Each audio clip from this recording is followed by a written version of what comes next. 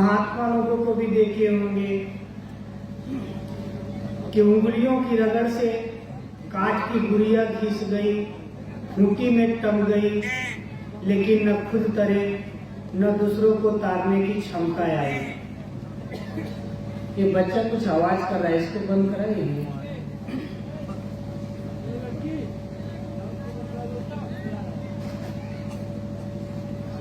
तो एक नाम राम, उंगलियों की रगड़ से काठ की गुड़िया घिस गई, न खुद तरे न दूसरों को तारने की क्षमता आई।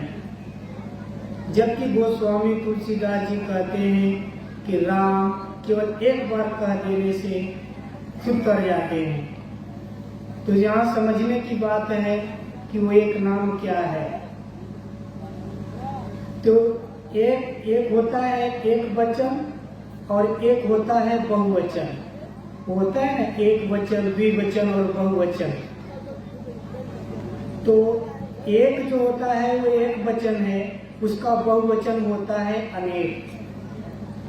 और हम और आप जो भी चिंतन करते हैं या जो भी कुछ संकल्प उठता है वो यहाँ कंठ पे उठता रहता है। आपका होंठ बंद हो भले ही, लेकिन फिर भी कुछ न कुछ यहाँ चलता रहता है कंठ पे। कुछ न कुछ चिंतन जरूर चल रहा है। तो एक कहाँ आया, वो तो अनेक है। कभी इसका चिंतन, कभी उसका चिंतन, कभी यहाँ कभी वहाँ। एक तो आया ही नहीं, एक वचन आया ही नहीं, बहुवचन में हम चल रहे हैं। तो कैसे ये संभव होगा। तो गोस्वामी तुलसीदास जी वास्तव में वही कहना चाहते हैं कि एक वचन आ जाए। और एक वचन आता है हमारे श्वास में। हम सांस लेते हैं फिर निकालते हैं। तो सांस के साथ में यदि सांस अंदर गई तो ओम या राम दोनों का अर्थ समान है। सांस आई तो राम, फिर कितना देर रुकी उसको देखें, आधा सेकंड के लगभग रुकती है, उसको देखें, फिर निकले तो राम, फिर थोड़ा आधा सेकंड रुकती है, उसको देखते रहें, बीच में संकल्प न आए, और फिर जब सांस अंदर ले तो राम ही आए। तो ये है एक वचन, एक राम। अनेकता जब मिट जाए, एकता आ जाए, एक नाम की सूरत, एक नाम सूरत में समाहित हो जाए, श्वास में ढल जाए, तब वह साधक खुद तर जाता है और दूसरों को भी तारने की क्षमता आ जाती है। उसके लिए हमें सहजता से नहीं आएगी, उसके लिए हमें प्रयास करना पड़ेगा।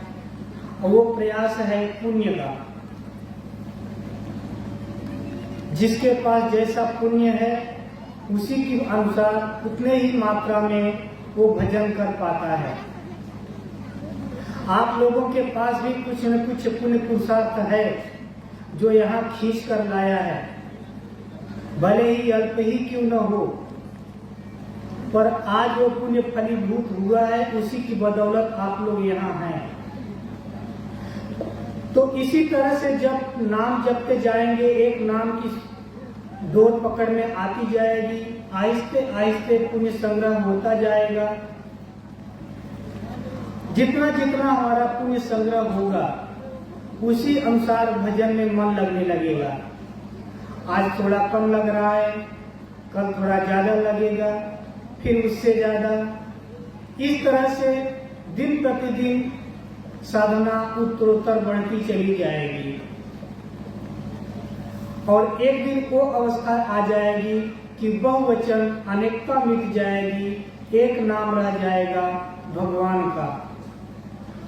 भगवान का नाम सांस में ढाल दिए तो केवल भगवान का नाम ही चलेगा, दूसरा संकल्प नहीं आएगा।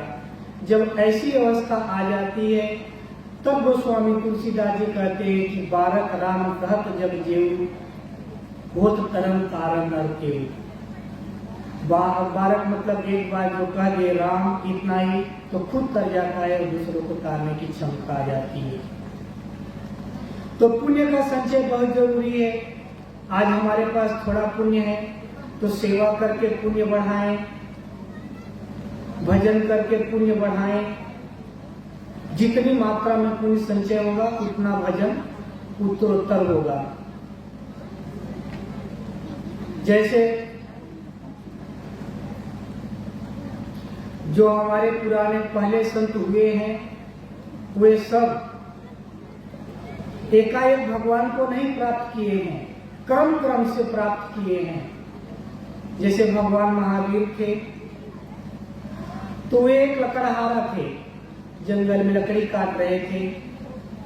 एक संत की टोली जाते हुए देखा तो देखते रह गए कि ये कौन है, ऐसे तो हमने कभी देखा नहीं, ये संत हो सकते हैं। उसी पुण्य पुरुषार्थ की बदौलत अगले जन्मों में संतों को भोजन कराया, पुण्य संग्रह हुआ। फिर अगले जन्मों में सेवा किए संतों की और पुण्य संग्रह हुआ। और फिर अगले जन्म में खुद साधु हो गए, खुद संत हो गए, भजन चिंतन करते रहे और 24वें जन्म में तीर्थंकर के रूप में प्रतिष्ठित हुए। वो खुद कर गए और दूसरों को भी तारने की क्षमता आ गई। तो एकाएक नहीं होता है, अचानक नहीं होता है, क्रम क्रम से। हमें जब तक प्रयास कर रहे हैं, प्रयास नहीं करेंगे जब तक, तब तक हमारा मन नहीं रुकेगा। इसी को भगवान श्री कृष्ण कहते हैं, संकल्प प्रभुवान कामान त्यक्त्वा सर्वान शेषतः मन सैवेन्द्रियग्राम विनियम समन्ततः। इसलिए मनुष्य को चाहिए कि संकल्प से उत्पन्न होने वाली संपूर्ण कामनाओं को वासना और आसक्ति सहित सर्वथा त्याग कर क्रम क्रम से उपराम हुआ समय समय ऊपर में बुद्धियाधिक गृहीत या आत्मसंस्थ मन कृत्वा न किंचित चिंतित, क्रम क्रम से अभ्यास करता हुआ वह उपरामता को प्राप्त हो जाए। तदनंतर वह धैर्य युक्त बुद्धि द्वारा परमात्मा को हृदय में धारण करके अन्य कुछ भी चिंतन न करे। तो यही जो यहाँ गोस्वामी तुलसीदास जी यहाँ बता रहे हैं, ठीक इसी तरह जब जामवंत जी और राम जी बैठे थे, पुल बंधने का समय आया, समुद्र जी आए, उन्होंने बताया कि नल और नील दो बंदर हैं, उनके वे पत्थर डालेंगे तो पत्थर तैरने लगेगा, बता के चले गए। तो पुल बना नहीं था, लेकिन इसके पहले ही जामवंत जी भगवान राम से कहते हैं कि सुनहु भानुकुल के तू जामवंत कर जोरी कह, नाथ नाम तव से तू नर चढ़ी भव सागर तरई। जामवंत जी कह रहे हैं, प्रभु ये नाम ही आपका नाम ही सेतु है जिस पर चढ़ करके लोग भवसागर पार होते हैं। तो एक तो सेतु था, पत्थर जोड़ रहे थे, उससे सागर पार गए थे, और एक सेतु है, एक पुल है नाम का, जो यदि नाम का पुल बन जाए तो मनुष्य संसार भवसागर से पार हो जाए।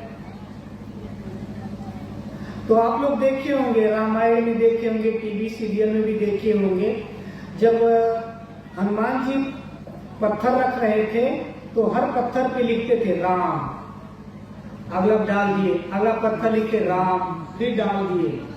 तो एक तरफ से डालते डालते डालते इतना पूरा डाल दिए थे समुद्र में, और हर पत्थर पे लिखा था राम, एक भी पत्थर बीच में गैप नहीं था।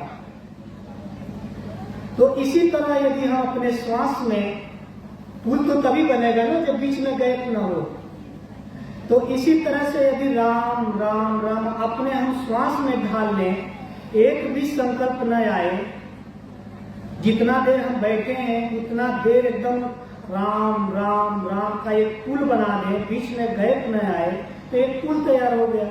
और जब इस पुल तैयार हो जाता है तो उस पे चढ़ करके लोग भवसागर पार हो जाते हैं। अर्थात बीच में कहीं समुद्र है ही नहीं तो हम कहाँ डूबेंगे, गड्ढे में डूब के मरेंगे। जब पुल बन गया तो कौन डूबेगा, पुल पे चढ़ के जाएंगे लोग। तो इसी तरह से जो हमारे श्वास है, जो इस श्वास में राम राम, श्वास आई तो राम, गई तो राम, फिर राम राम, इस तरह से जब वो श्वास में ढल जाती है, एक पुल बन जाता है। तो इस पुल पे चढ़ करके हर मनुष्य भवसागर पार हो सकता है। जिसने ये अवस्था प्राप्त कर ली वो भवसागर से पार हो जाएगा।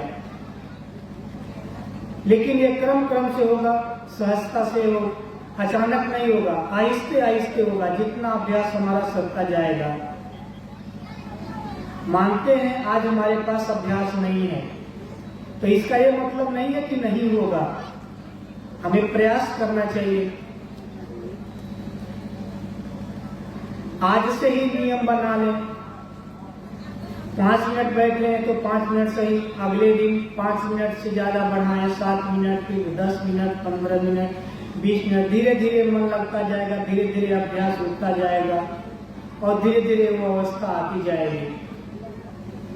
और ऐसा नहीं है कि चलो ये काम निपटा ले तो भजन कर लेंगे, वो काम निपटा ले तो भजन कर लेंगे।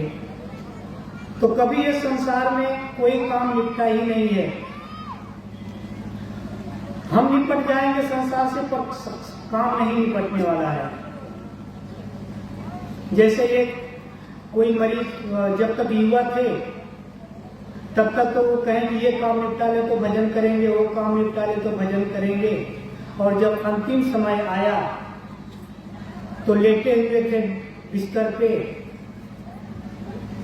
और लड़के आए कि पिताजी कोई इच्छा हो तो बताओ, कुछ खाने की इच्छा हो तो बताओ, अंतिम इच्छा बताओ तो हम पूरी कर देंगे, जैसा कि लोग पूछते हैं।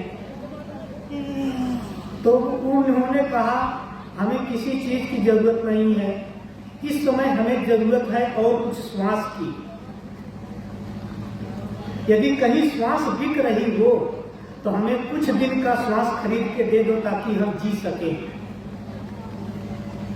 तो लड़के ने कहा पिताजी ये तो संभव नहीं है कि हम आपको श्वास ला के कहीं से दे सकें। जितनी आयु थी उतनी ही श्वास थी, आयु के दिन पूरे करने के बाद श्वास नहीं रहती है।